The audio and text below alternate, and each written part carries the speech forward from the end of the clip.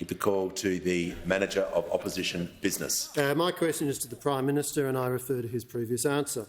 If the Prime Minister is happy to claim credit for increases in employment since the election, why is he not prepared to take responsibility for the 8 consecutive increases in interest rates on his watch? I give the call to the Prime Minister. The order.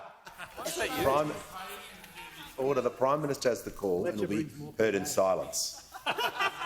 Thanks very much, Mr. Speaker. Well, they are very predictable each and every day.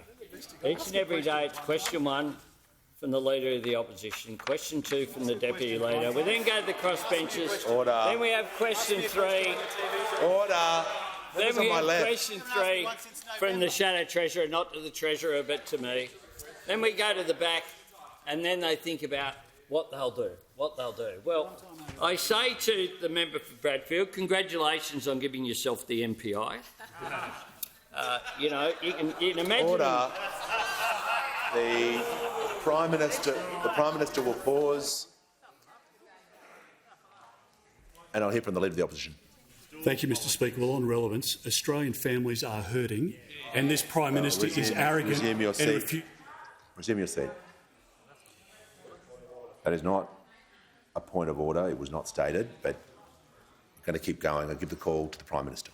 Mr. Speaker, certainly it is a fact that inflation causes pain to people, and interest rates when they're 3.35% compared with where they were are placing pressure on families, just as on the Leader of the Opposition's watch they were 6.75.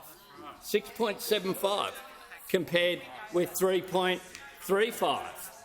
But Order. for those opposite who actually come into this chamber, decide their tactics, the Manager of Opposition Business who asked this question is in charge of the tactics in this place. Order. And they come in and they vote against every piece of legislation that would make a difference to people. Order. That would make a difference. They vote against assistance with our housing package. They vote against the National Reconstruction Fund. They vote against energy price relief. They vote against industrial relations changes which are aimed at lifting wages. They vote against every initiative that's put forward. But there is some hope, I say to colleagues here. There is some hope because the Leader of the Opposition has, of course, not done an MPI since he took that high office, not once. But this afternoon,